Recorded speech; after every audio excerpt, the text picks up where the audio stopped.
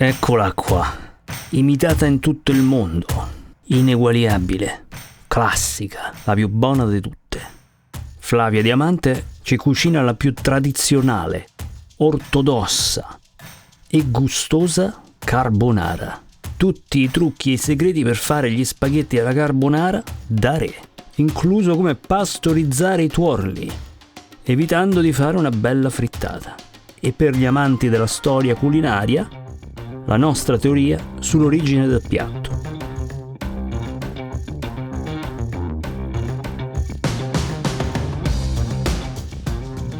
Ci sono 5 ingredienti nella carbonara, non uno di più, non uno di meno, e li vedete tutti qui. Pepe, guanciale, non pancetta, guanciale, uova, o meglio i tuorli delle uova, pecorino romano e pasta, spaghetti, tonnarelli. Qui, se volete, si può variare senza infrangere i cuori dei romani. Il piatto è veloce, si cuoce e si mangia. Il pepe va macinato al momento e tostato. Lo tostiamo perché il calore rilascia gli oli essenziali dal pepe e crea nuove sfumature di sapore attraverso la torrefazione. Pensate al caffè, al cacao, stesso discorso.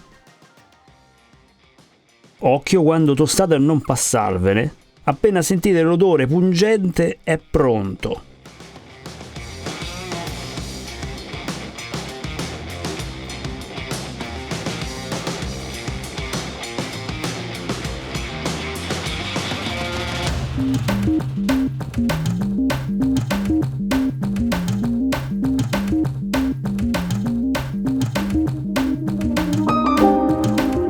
Pronto, verrà messo da parte per dopo.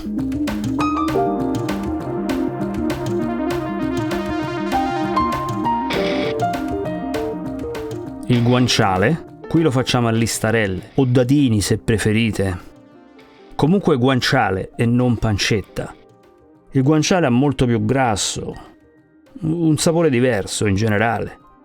Magari un tempo c'era una certa flessibilità tra guanciale e pancetta. Diciamo che dopo gli anni 80, all'incirca dopo gli anni 80, quando fondamentalmente questa ricetta si è istituzionalizzata, la pancetta sulla carbonara è diventata blasfema.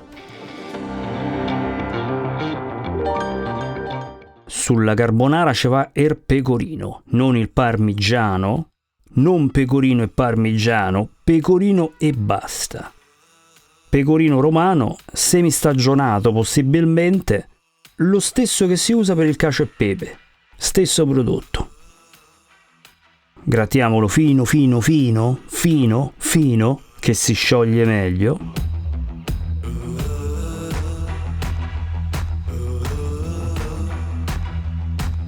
Anche questo pronto a parte. Siamo arrivati alle uova e come per il guanciale contro pancetta, la domanda che molti amatori si fanno è: uovo intero o tuorlo? Solo tuorli, senza giri di parole. Un tuorlo a capoccia, a testa, o peretto di pasta, al massimo uno in più per la padella. Tra l'altro il bianco dell'uovo coagula prima del giallo. È vero che la conalbumina rende la crema più vellutata, ma qui a piatto vi facciamo vedere come si fa una crema di tuorli e pecorino che è liscia come la brocca dei spalletti. E qui finiscono le similitudini perché la nostra sarà pure pastorizzata.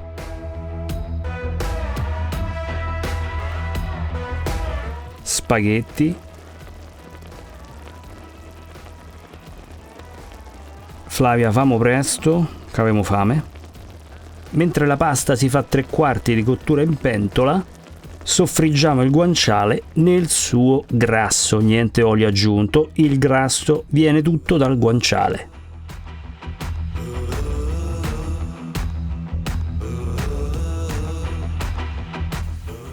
E come lo vogliamo sto guanciale? Lo vogliamo croccante fuori e succoso dentro. Fiamma media, 3 minuti e pronto.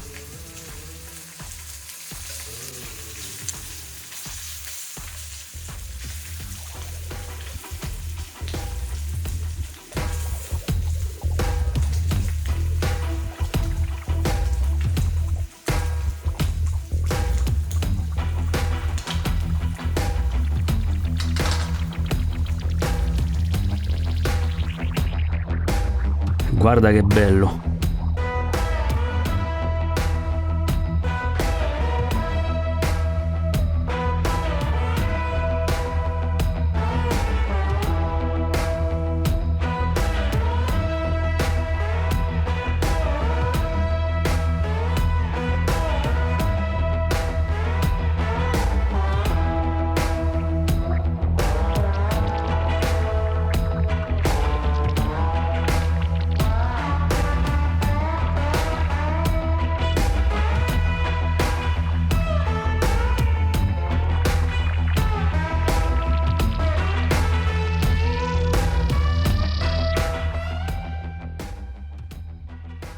Ed in questa base finiremo la nostra carbonara.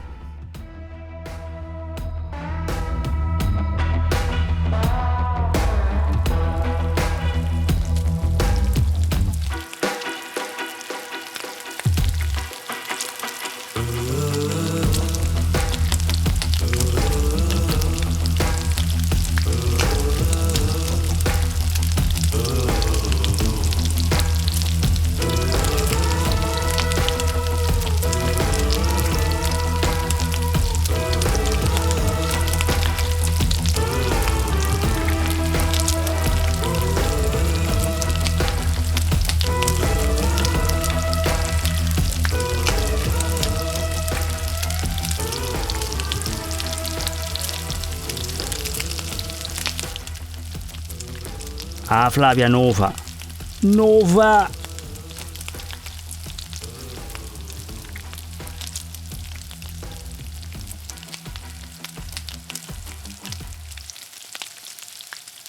Ha fatto.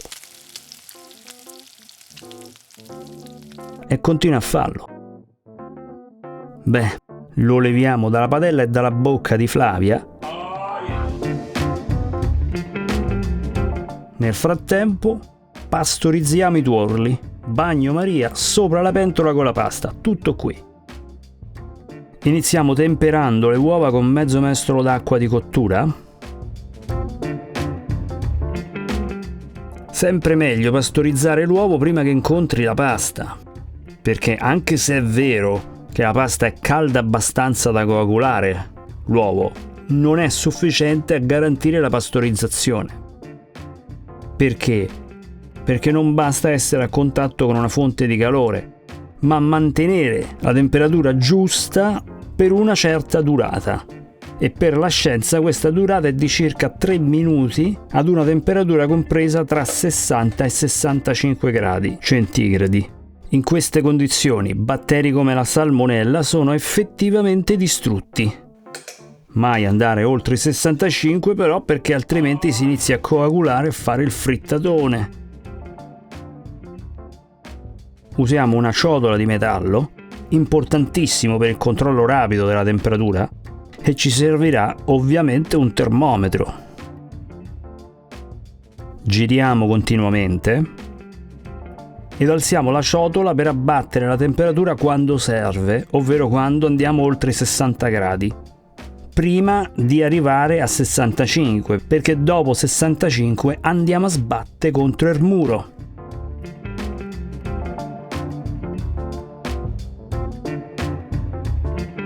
Siamo a temperatura, ora manteniamoci dentro il range suddetto, 3 minuti ed abbiamo fatto.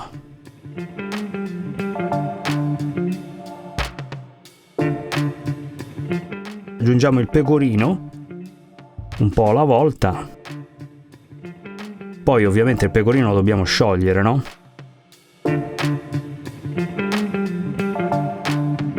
Lo aggiungiamo tutto, tranne un cucchiaio per la spolverata finale sul piatto o sui piatti.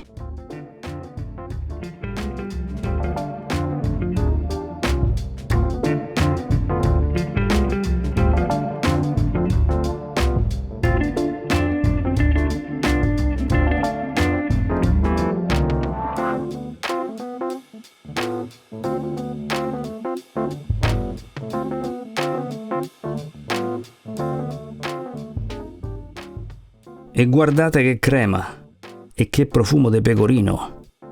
Mentre la pasta si è fatta i suoi 3/4 di cottura là, noi abbiamo fatto il guanciale e la crema. dentro il pepe, salvo un cucchiaino per la spolverata finale sul piatto, pure per questo. Giusto in tempo. La pasta è pronta per andare in padella.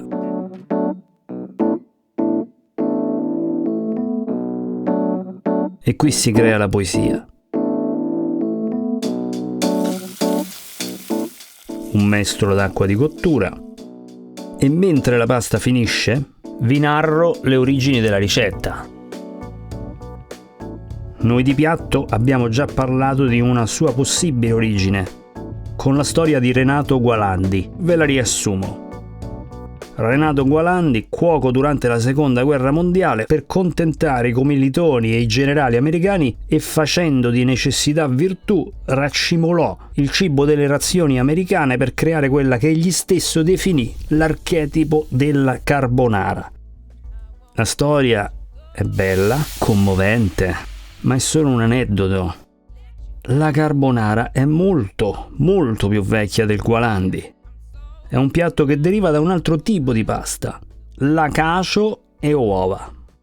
La pasta cacio e uova era un pasto comunissimo tra i pastori dell'Abruzzo e tra i carbonari, i quali quando si poteva ci univano anche la carne sotto forma di guanciale, ma anche di pancetta, di lardo, quello che capitava.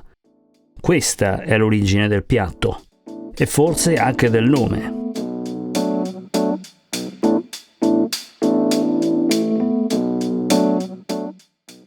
Ok, la pasta è cotta, pancia che brontola, a fuoco spento si unisce tutto e si impiatta, possibilmente piatti già caldi. Dentro il guanciale,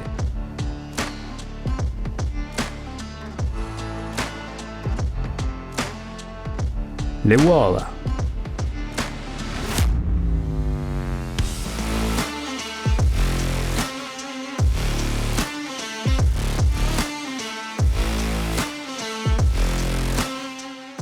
manteghiamo velocemente e vigorosamente e andiamo a tavola.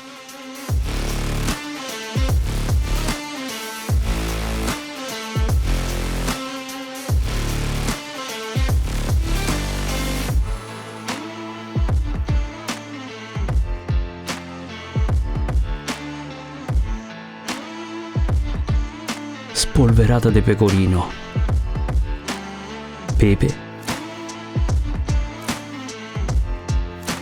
forchetta. Ah Flavia, dai, siamo tutti con te.